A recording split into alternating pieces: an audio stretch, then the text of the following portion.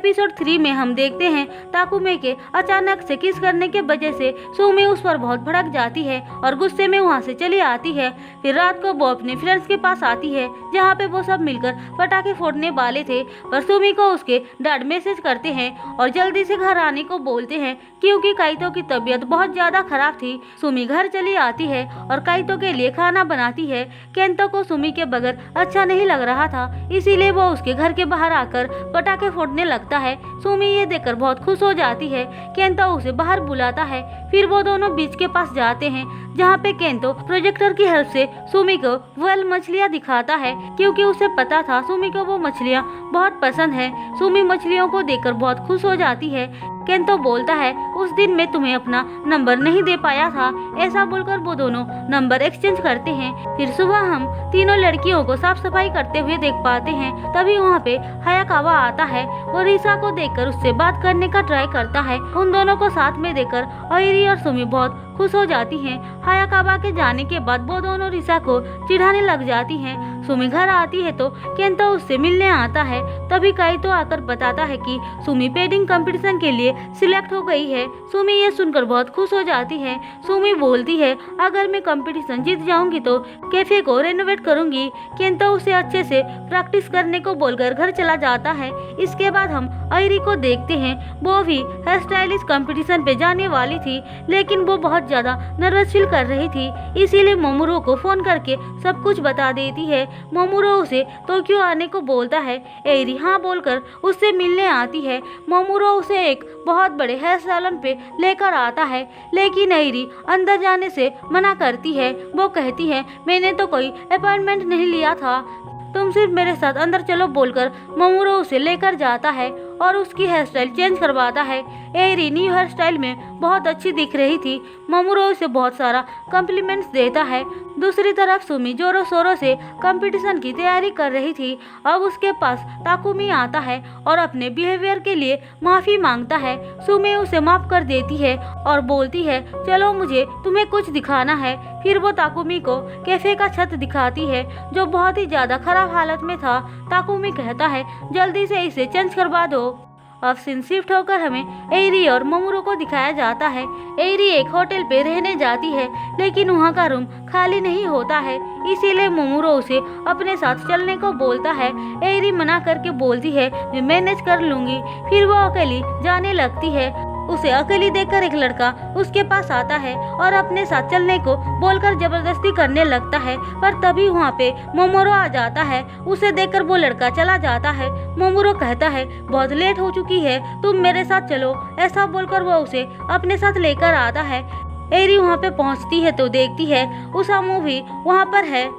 उसामू मोमोरो को साइड पे ले जाकर बोलता है तुम उसे मेरे घर पे क्यों लेकर आए हो। मोमोरो कहता है तुम्हें तो पता है ना मेरा घर कैसा है, मैं उसे वहाँ पे कैसे लेकर जा सकता हूँ। आयरी उन दोनों को देखकर बोलती है तुम दोनों क्या बात कर रहे हो। वो दोनों घबरा कर बोलते हैं कुछ नहीं। वहीं दूसरी तरफ रिसा को रिवर के पास देखकर हायाकावा बोलता है फिर से गिरने का इरादा है क्या। रिसा बचाने के लिए तुम हो ना बोलकर झुक जाती है। हायाकावा ये देखकर उसे पकड़ लेता है। वो उसे अवसर देकर कहता है मुझे पता है तुम्हारे साथ जरूर कुछ हुआ है। दरअसल वो हारुकी को लेकर चिंता कर रही थी क्योंकि उसका एक्स हस्बैंड हारुकी को अपने पास रखना चाहता था। अब हम ताकुमी और सुमी को देखते हैं। ताकुमी अभी तक उसके साथ ही था। तभी वहाँ पे सुमी के डैड आते हैं और बताते हैं कि सुमी ने जो पैसे कंपटीशन के लिए रखा था वो उन्होंने खर्च कर दिया क्योंकि उनका एक फ्रेंड का एक्सीडेंट हो गया था। उसके पास पैसे नहीं थे, इसलिए उन्होंने हॉस्पिटल बिल पे कर दिया। सुमी कहती है कोई बात नहीं डैड, आपने अच्छे काम के लिए पैसे खर्च किया है। पर ताकुमी और उसके डैड को उसे देखकर बहुत बुरा लगता है। उस बेचारी ने बहुत मेहनत करके पैसे बचा कर रखे थे। वहीं दूसरी तरफ उसामू अपने लिए बिस्तर लगा रहा था। आयरी उसे देखकर बोलती है मुझे पता है यह घर तुम्हारा है, मैं इतना भी बेवकूफ़ नहीं हूँ। ओसामू बोलता है उसने मुझे हेल्प के लिए पूछा था, मुझे पता है वो बंगला भी मोमोरो का नहीं है।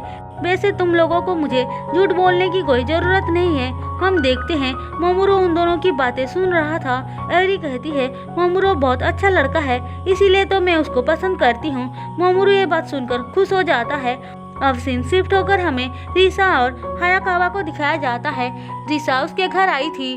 वो दोनों मिलकर ड्रिंक करते हैं और थोड़ी देर बात करने के बाद हायाकावा उसे किस करता है। दूसरी तरफ मोमोरो एरी के पास आकर उसे देखने लगता है। तभी वो नींद से जग जाती है। मोमोरो बोलता है, तुम मुझे पसंद करती हो ना? मैंने तुम दोनों की बातें सुन लिया था। क्या मैं तुमको किस कर सकता हूँ? ऐसा बोलकर वो उसे किस करने जा रहा था, पर एरी उसे रोककर बोलती है, तुम गलत समझ रहे हो। मैं लूस वुमेन जैसी जरूर दिखती हूँ, पर हूँ नहीं। मोमोरो उसे सॉरी बोलकर सोने चला जाता है। हम देखते हैं उसामा सब कुछ सुन रहा था। अब सुबह रिसा उठती है तो हायाकावा उसे किस करके उसका नाम लेता है। रिसा कहती है, तुम मेरा नाम मत लो, मैं भी तुम्हारा नाम भूल चुकी हूँ। बेहतर यही होगा कि हम दोनों फिर कभी एक दूसरे से नहीं मिलेंगे। वो दोनों बहुत ज्यादा करीब आ गए थे, इसीलिए रिसा ऐसा बोल रही थी।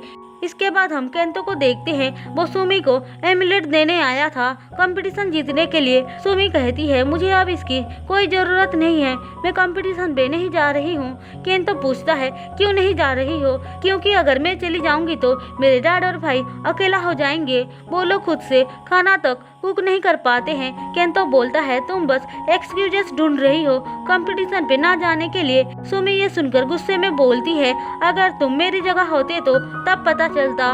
तुम्हारी फैमिली रिच है, इसीलिए तुम जो चाहते हो तुम्हें वो मिल जाता है।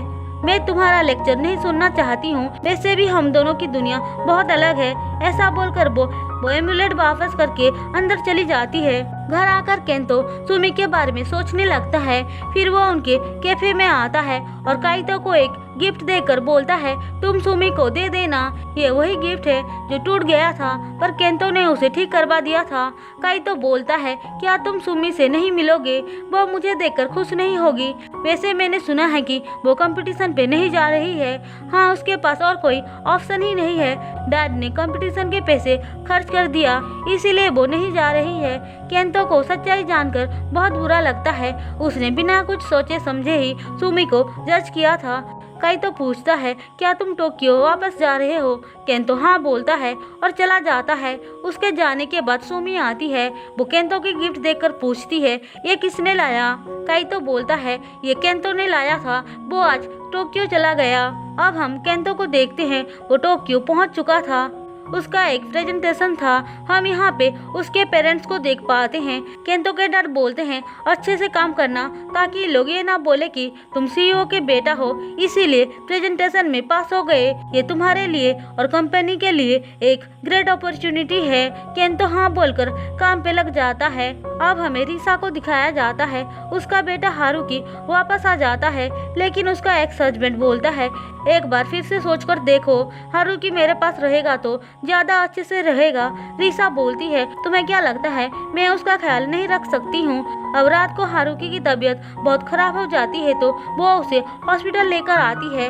रिसा जिस डॉक्टर के पास आई थी वो हायाकावा होता है। वो दोनों ही एक दूसरे को हैरानी से देखते हैं। दरअसल वो लाइफ गार्ड के साथ साथ एक डॉक्टर भी होता है।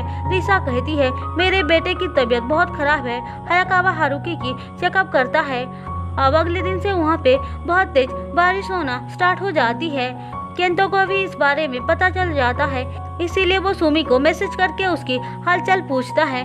पर बहुत टाइम होने के बाद भी सुमी मैसेज रीड नहीं करती है। केंतो ये देखकर परेशान हो जाता है और उसको फोन करता है, पर तभी सुमी छत ठीक करने के लिए बाहर आई थी। हम देखते हैं उसे चोट लगने ही वाली थी कि तभी ताकुमी आकर उसे बचा लेता है। वो सुमी को डांटते हुए बोलता है, सब कुछ अकेली करने की क्या जरूरत है? दरअसल सुमी के डैड और भाई घर पे नहीं थे। सुमी कहती है, तुम यहाँ पे क्यों आए हो? ताकुमी बोलता है, मुझे फिक्र हो रही थी। सुमी कहती है, तुम्हें कैफे को लेकर फिक्र करने की कोई ज़रूरत नहीं है, मैं सब कुछ संभाल लूंगी। ताकुमी बोलता है, मुझे कैफे का नहीं, तुम्हारी फिक्र हो रही थी। सीन यहीं पे कट हो जाती है और हमें केंतो को दिखाया जाता है। वो बेचारा सुमी की फिक्र में टोक्यो से भागते हुए वहाँ आ जाता है। वो सुमी को अकेली काम करता हुआ देखकर बुलाने ही जा रहा था कि तभी वो गिर जाती है, जिसे ताकुमी पकड़ लेता है। केंतो उन दोनों को साथ में देखकर बहुत सैड हो जाता है। इसी के साथ एपिसोड 3 खत्म होता है। दोस्तों, अगर आपको मेरी एक्सप्लेनेशन पसंद आई हो तो चैनल को सब्सक्राइब और वीडियो को लाइक जरूर कर देना।